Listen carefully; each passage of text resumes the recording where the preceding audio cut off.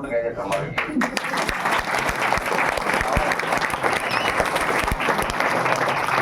ஏன் கை தட்டல அப்படின்னா ஞாயிற்றுக்கிழமை வர நீ எத்தனை பேருப்பா இருக்கீங்க வாரில் வந்துக்கிட்டே ஊத்து மாதிரி என்ன பண்ணிக்கிட்டே இருக்கீங்க. அவ்வளோதான், நாங்கள் 2 பேர் தான், வேற யாரும் சீக்கிரம் கிளம்பிடலாம். ஓகேவா? ஆமாம், என்னோட பேர் வந்து ஏ சக்திமுருகன். சொந்த ஊர் இதே மதுரை மாவட்டம் தான், கொட்டாம்பட்டி பக்கத்தில் நாகமங்கலம் அப்படின்ற ஒரு சின்ன கிராமத்துல இருந்து இந்த வியாபார வாய்ப்பை மிக சிறப்பாக எடுத்து பண்ணிட்டு இருக்கேன்.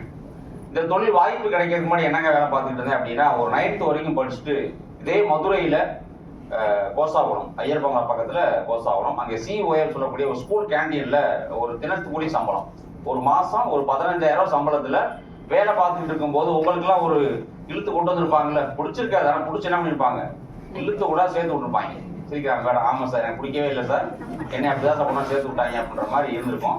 அது மாதிரி எனக்கு இந்த தொழில் வாய்ப்பை நான் கும்பிட்ட சாமியா நேரம் வராது, யாருக்கும் வந்திருக்காது வரைக்கும் விநாயகர் முருகன் வேறு யாரும் நிறைய வர மாட்டாங்க. என்ன பண்ணுவாங்க, இந்த வாய்ப்பு வந்து நான் கும்பிட்ட சாமி யார் மூலியமா கிடைச்சு அப்படின்னா, கம்பெனியுடைய WTC லீடர் பிளாட்டினம் எக்ஸிக்யூட்டிவ் மதிப்புக்கும் மரியாதைக்குரிய சி பூமிநாத் சார் மூலமாக எனக்கு தொழில் வாய்ப்பு கிடைச்சிருக்கு. உங்களுக்கு வாய்ப்பு வந்து இதே மாதிரி ஏசிகள் நல்ல மதுரையில் கிடைச்சிருக்கு. எனக்கு இங்கன்னா திருச்சியில் கிடைச்சிது. எனக்கு பிளான் எதுவுமே எனக்கு புரியல. ஏன்னா 20 நிமிஷம் என்ன பண்ணிட்டாங்க, கடன்னு பேசி முடிச்சுட்டாங்க. மேடம் கூட நல்லா பொறுப்பா குழந்தைக்கு மாதிரி என்ன பண்ணாங்க, ரொம்ப பொறுமையா எடுத்தாங்க, நல்லா புரிஞ்சு. புரியாத யாருக்கு மாட்டேன்னு நினைக்கிறேன். ஆனா நான் கேட்டப்ப என்ன பண்ணாரு, இந்த ஸ்கூல்ல வாய்ப்பு பார்த்தீங்கன்னா கடற்கரை படிப்பாங்க, அந்த மாதிரி படிச்சு விட்டாரு. எனக்கு ஒண்ணுமே புரியல. ஆனா எது புரிஞ்சுதுன்னா, எல்லாம் இந்த பிளான் முடிஞ்ச உடனே மேல ஏறி பேசினாங்க பாருங்க. எப்படி பேசினாங்க அப்படின்னா, நான் மைலேஜ்க்கு முன்னாடி நான் வந்து சாதாரணமா ஒரு தினக்கூலி வேலை பார்த்துக்கிட்டு இருந்தேன். ஆனா மைலேஜ்ல சேர்ந்த உடனே நான் வந்து கார் வாங்கிட்டேன். யாராவது கார் எல்லாம் சொன்னாங்களா, கார் வாங்கிட்டேன் அப்படின்னும் போது நானும் என் வாழ்க்கையில முன்னேற்றத்துக்காக 22 வருஷம் வேலை பார்த்திருக்கேன். ஒரு வாங்கின பைக்கை மாற்ற முடியல, அப்படிதான் லைஃப் போயிட்டு இருந்துச்சு. அப்போ இந்த கம்பெனில 10,000 பணம் கட்டி சேர்ந்தோம்னா கண்டிப்பா நம்ம வாழ்க்கையும் மாறும், லட்சமா சம்பாதிக்க முடியும், கார் வாங்க முடியுன்ற எண்ணம் எனக்கு வந்துருச்சு. வருமா வந்துச்சா இல்லையா உங்களுக்கு வந்து எனக்கு வந்துருச்சு எனக்கு. ஆனா என்னன்னா, இந்த 10,000 பணம் கட்டுறது மட்டும் எனக்கு பிடிக்கல. எல்லாமே புடிச்சது, கை தட்டுறது புடிச்சு, பேசுறது எல்லாம் புடிச்சு. நான் முதல்ல கை தட்டல, போய் கை தட்டவே இல்லை. அப்புறம் லட்சமா சம்பாதிக்கும் போது கை தட்ட ஆரம்பிச்சிட்டேன், ரைட்டரா அப்படின்ற மாதிரி. ஆனா அது மட்டும் பிடிக்கல. அதை மட்டும் நான் வீட்டுல கேட்டுக்கிறேன். எதை மட்டும்? 10,000. அப்பவே அந்த சொன்னாரு பூமிநாத் சார், என் வீட்டுல போயான்னு இழுத்தாரு. இல்ல சார், நான் ஈஸியா புரிய வச்சிருவேன். நான் வீட்டுல போய் 2 மட்டும் ஞாபகம் வச்சுக்கிட்டேன். மனப்பாடம் பண்ணிட்டே போனேன். மைனஸ் கம்பெனி 10,000 2 பேரும் சேர்த்து விடணும். இது மட்டும் மைண்ட்ல எனக்கு என்ன ஆயிடுச்சு, நல்ல ஸ்டோரேஜ் ஆயிடுச்சு. சார் நாளைக்கு காலையில 10 மணிக்கு பணத்தோட எடுத்து வந்தேன். நான் போய் வீட்டுல டிஸ்கஸ் பண்ணேன். என்னை குறுகுறுன்னு பார்த்தாங்க கீழே இருந்து, நீ அடுத்த வருஷம் காரு ஏயா அந்த மாதிரி என்ன பண்ணிட்டாங்க, நம்பவே இல்லை. நல்லா எனர்ஜியா வந்தேன். எங்க வீட்டுல சொன்ன ஒரே வார்த்தையில அந்த எந்த அளவுக்கு எனர்ஜியா வந்துடும் அந்த அளவுக்கு என்ன ஆயிடுச்சு. ஏன்னா ஒரு யாராவது சந்தேகப்பட்டு கேட்டோம்னா பாருங்க, சத்தியமா தர மாட்டீங்க. யார்கிட்டயாவது போய் கேட்டீங்கன்னா மொத்தம் வர்ற வார்த்தையே உன்னால முடியாது, உனக்கு இது செட் ஆகாது, உனக்கு இது ஒத்து வராது, நீ எல்லாம் ஜெயிக்க முடியாது அப்படின்ற மாதிரி வரும். இதுல என்ன படிப்பும் கம்மி, கலரை பார்த்தா தாரோடு மாதிரி, இதெல்லாம் சோப்பு சீப்பு வைக்கிறதா என்ன பண்ணணும், நல்ல சிகப்பா தான் சொல்லணும். இது மாதிரி நிறைய என்ன பண்ணாங்க என்னை வந்து. இப்பவும் பாருங்க, நீங்க பண்ணும்போது பாருங்க, உங்களை யாருக்கு நெருங்கி 90% இதெல்லாம் உனக்கு செட் ஆகுமா, ரொம்ப படிச்சிருந்தாலும் பிரச்சனை, படிச்சிருந்தா பாருங்க அப்படியே நீ போய் அப்படின்பாங்க. படிச்சிருந்தா படிக்கணும்னு வச்சுங்க, படிக்காதெல்லாம் பண்ண முடியாது. எதுக்காக இருந்தாலும் பிரச்சனையாதான் இருக்கும். நம்மளால உங்களை பாசிட்டிவ் ஒண்ணே மாட்டாங்க.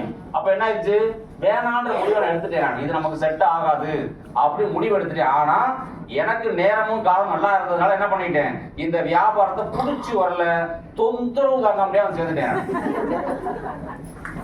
உண்மையிலே புடிச்சா வரல, என்னதான் மண்டை கழுவிட்டாங்களே, போகாத வராத அப்படின்ட்டாங்க. என்ன பண்ண, ஒரு 10,000 பணம் போனாலும் என்ன பண்ணாது, போயிட்டு போதுடா. ஆனா என்ன பண்றா, இன்னொரு குட் நியூஸ் என்ன அப்படின்னா, நான் கொடுக்குற காசு என்ன கொடுத்துட்றாங்க, பொருள் கொடுத்துட்றாங்க. அது பொருள் எப்படிப்பட்ட பொருள், நம்ம ரெகுலரா பயன்படுத்தக்கூடிய பொருள். பல்லு பேஸ்ட் வாங்க என்ன பண்ணலாம், காலேஜ் கிரிச்சு விலைக்கு என்ன பண்ணிக்கலாம், காலி பண்ணிக்கலாம். தலைக்கு தைக்கிற எண்ணெய் கொடுத்துட்றாங்க. அதுக்கப்புறம் உடம்புல ஆஸ்பத்திரி போயிட்டே போகாம இருக்கிறதுக்கு நம்மளோட என்ன இருக்குது, நல்ல 1 கிலோல கவாச்சி பிரச்சனை லேய் இருக்குது. அள்ளி என்ன பண்ணலாம், 3 நேரமும் சாப்பிட்டோம்னா நல்லா ஹெல்த்தியா இருக்கலாம். இருக்கா இல்லையா? முடிஞ்சா பிசினஸ் பண்ணுவோம், முடிஞ்சா 2 பேர்த்த சேர்ப்போம். இல்லையா, வாங்கின கட்டின 10,000 என்ன பண்ணுவோம், நம்மளே காலி பண்ணிட்டு பேசாம கேண்டீன்ல என்ன பண்ணுவோம், வேலையை பார்த்துக்கிறோன்ற முடிவு என்ன பண்ணிட்டேன், வியாபாரத்தை ஸ்டார்ட் பண்ணினேன். அதுக்கப்புறம் தான் தெரிஞ்சது இது மிகப்பெரிய ஒரு பொக்கிஷம் அப்படின்ட்டு. அவங்க எல்லாத்துக்குமே தெரியும். நீலம் ஆம்ஸ்ட்ராங் தெரியல, முத கால் வச்சது யாரு? நீல் ஆம்ஸ்ட்ராங் தெரியும். ஆனா வாய்ப்பு யாருக்கு கிடைச்சதுன்னா கூட போன எத்தனை பேரு? 2 பேர். முதல்ல யாரு சீனியர் அப்படின்னா மைக்கேல் கோலிக்கின்றவர் தான். யாருங்க? அவர்தான் முத கால கீழே வைக்கணும். ஆனா கீழே வந்து என்ன பண்றாங்க, சொல்றாங்க கீழே இறங்குன்னு சொல்றாங்க. என்ன பண்ணல அவரு? முத மேல போயிட்டு கீழே புதவுலியா இருக்குமோ, அதுவா இருக்குமோ, இதுவா இருக்குமோ, என்ன பண்ணல, இறங்கல. ரெண்டாவது யாரு கூட போயிருக்கா? கூட துணைக்கு போனவர் தான் யாருங்க? நீலாம். அவர் என்ன பண்ணிட்டாரு? வாழ்வோ சாவோ என்ன பண்ணுவோம், குதிச்சுவோம் அப்ப என்ன பண்ணிட்டாரு? குதிச்சுட்டாரு. தலைமுறை எத்தனை தலைமுறை வந்தாலும் முதல்ல கால் நிலாவில காலம் கேட்ட யாரும் சொல்லுவோம். அதே மாதிரிதான் மைலேப்ஸ்ன்ற வாய்ப்பு என்ன கிடைச்சிருக்கு, காமனா எல்லாத்துக்கும் கிடைச்சிருக்கு. ஒரு 3 வருஷம் என்ன பண்ணுங்க, இந்த வியாபாரம் தொடர்ந்து பண்ணுங்க. அப்படி பண்ணுனா கண்டிப்பா உங்க வாழ்க்கையில பெரிய மாற்றம் கிடைக்கும். ஏன் சொல்றேன் அப்படின்னா, ஒண்ணுமே இல்லாம ஒண்ணுமே தெரியாம எதுவுமே தெரியாது, நெட்வொர்க் மார்க்கெட்டிங் பத்தி எதுவுமே தெரியாது. ஆனா என்ன பண்ணாங்க, உள்ள கொண்டு வந்தாங்க. கொண்டு வந்து பெரிய குட் நியூஸ் என்ன பண்ணா, ஒண்ணுமே தெரியாதால கொஞ்சம் கொஞ்சமா என்ன பண்றாங்க, நம்மள பேசுறது அந்த மைக்கெல்லாம் பிடிச்சா இருக்க பிடிச்சிக்கிறோம். இப்படி ஏன்னு கேளுங்க, கீழே கொடுத்துரு அப்படி கிட்ட இப்படி ஆகணும், பயம் பதட்டம். ஆனா இன்னைக்கு பாத்தீங்கன்னா இவெல்லாம் சும்மா கம்மி, 50 பேர் 1 லட்சம் பேர் உட்கார வச்சு பேச என்ன பண்ணிட்டே இருப்போம், சும்மா கேஸ் எல்லாம் மணிக்கணக்கா பேசிக்கிட்டு இருப்போம். காரணம் என்ன அப்படின்னா, நம்ம என்ன பண்றாங்க, வழக்கப்படுத்துறாங்க, ட்ரைனிங் பண்றாங்க, அந்த அளவுக்கு என்ன பண்றாங்க, சொல்லி கொடுக்குறாங்க. அந்த மாதிரி கத்துக்கிட்டதுனால இந்த வியாபாரம் தொடர்ந்து செஞ்சதுனால என்ன கிடைச்சிருக்கு அப்படின்னா, ஒரு கரெக்டா அந்த வியாபாரத்தை ஸ்டார்ட் பண்ணி டிஸ்ட்ரிக்ட் டீம் கோஆர்டினேட்டர்ல என்ன பண்ணேன், சொந்தமா என் சொந்த உழைப்புல மைனஸ் சம்பாதிச்சு ஒரு 7 லட்சம் ரூபாய் என்ன புத்தம்புது காரை வாங்கினேன். நான் கொஞ்சம் யோசிச்சு பாருங்க.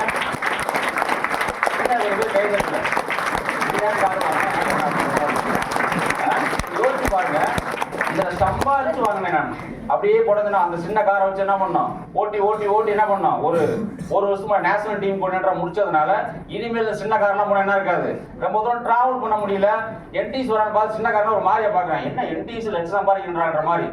போற 6 மாசத்துக்கு முன்னாடி என்னோட சொந்த உழைப்புல மைலேஜ்ல சம்பாதிச்சு 27 லட்சம் ரூபாய் எம்ஜி கட்டார்னு சொல்லக்கூடிய காரை வாங்கி அந்த காரை என்ன பண்ணிட்டீங்க, பயணம் பண்ணிட்டு. போன வாரம் சம்பளம், ஒரு வார வருமானம், போன வாரம் 608வது வாரம், போன ஒரு வார வருமானம் மட்டும் 91,000 ரூபாய் மைலேஜ். எனக்கு என்ன யோசிச்சு பாருங்க, 6 மாசம் இந்த கேண்டீன்ல வேலை பார்த்தா இந்த சம்பளத்தை வாங்க முடியும். ஆனா மைலேஜ்ல ஒரே வாரத்துல வாங்கியிருக்கேன். இதை நான் மட்டும் சாதிக்கல, என்னோட டீம்ல என்ன பண்றாங்க, 9 ஆர்டிசி இருக்காங்க. அது 2 பேரும் பேசுனாங்க. இங்க பேசுனாங்களா?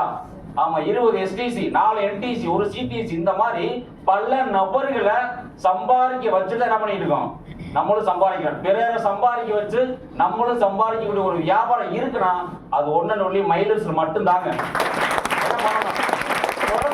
நிறைய பேர் ஒரு பிரச்சனை, சேர்ந்த உடனே எங்க 2 பத்து வரும்னு சொன்னாங்க. நிறைய பேருங்க இங்க பேசிருப்பாங்க, சார் 2 சம்பாதிச்சிருக்காரு, நிறைய பேசுவாங்க, சரியா? ஆனா நிறைய பேர் என்னன்னா உடனே அப்பவே இங்க காரணம் இதை நிறைய பேசினாங்க. வருவாங்க நான் தெரியாம வருமா? வராது. முதல்ல என்ன பண்ண கத்துக்கணும். முதல்ல மைலேஜ்னா என்ன, மைலேஜ்ல எத்தனை பொருள் இருக்கு, என்ன சர்டிபிகேட் வாங்கியிருக்கு, என்ன பண்ணணும் அப்படின்னு கத்துக்காம வந்த உடனே சம்பாதிக்கணும் முடியுமாங்க? 3 வருஷம் ஒரு குழந்தை வேணும்னா எத்தனை மாசம் வெயிட் பண்ணணும்? வெயிட் பண்ணணுமா இல்லையா? அதெல்லாம் முடியாது. 3 மாசத்துல வேணும். கிடைக்குமாங்க? கிடைக்காது. ஒரு டிகிரி வேணும். ஒரு காலேஜ்ல போய் சேர்ந்தா டிகிரி வேணும். என்ன பண்ணணும்?